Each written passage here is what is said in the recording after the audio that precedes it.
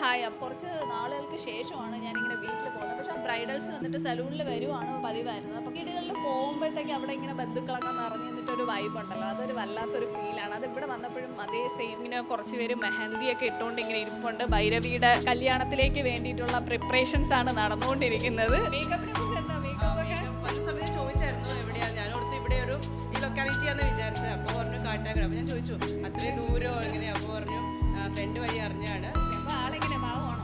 ആണ് പാവമാണ്. മേക്കപ്പിന് ഭയങ്കര എക്സ്പെക്ടേഷൻ, നാച്ചുറൽ ഫിനിഷാണ് ഇപ്പോൾ എടുത്തിരിക്കുന്നത്. അപ്പോൾ എന്തായാലും കാണാനൊരു ഇത് കാണാൻ ഭയങ്കര ആകാംക്ഷയോടെയാണ് കാത്തിരിക്കുക.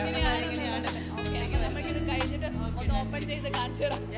ഓക്കെ, അപ്പോൾ നമ്മൾ മേക്കപ്പ് തുടങ്ങാനായിട്ട് നമുക്ക് കുറച്ച് AC ഒക്കെ പ്രോബ്ലം ആയിരുന്നുകൊണ്ട് കുറച്ച് നമ്മൾ ബുദ്ധിമുട്ടിയെങ്കിലും ആളുടെ സ്വെറ്റ് പ്രൂഫ് ആയിരുന്നു. നാച്ചുറൽ ഫിനിഷ് മേക്കപ്പാണ് എടുത്തത്. അത് പറയാം, നമ്മുടെ ചേമ്പലിൽ വെള്ളം നിൽക്കും പോലെ നിങ്ങൾക്ക് നോക്കിയാൽ അറിയാം, ചെറുതായിട്ട് സെറ്റ് നിൽക്കുന്നുണ്ട്. കണ്ടോ, വാട്ടർ പ്രൂഫ് ആകുന്നതിന് ഏറ്റവും വലിയ ഗ്യാരണ്ടി ഇതിൽ എനിക്ക് അപ്പുറം തരാനില്ല.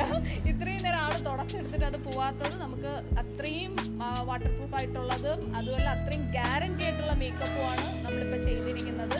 അതുകൊണ്ടാണ് ഇത്രയും ആള് ശരിക്കും പറഞ്ഞാൽ മേക്കപ്പ് ടൈമിൽ ഒരുപാട് സ്വെറ്റ് ചെയ്യുന്നുണ്ടായിരുന്നു. അപ്പോൾ ഇത് കണ്ടിട്ട് എല്ലാവർക്കും ഡിസൈഡ് ചെയ്യാം ഏത് മേക്കപ്പ്, എങ്ങനത്തെ മേക്കപ്പ് വേണം എന്നുള്ളതെല്ലാം.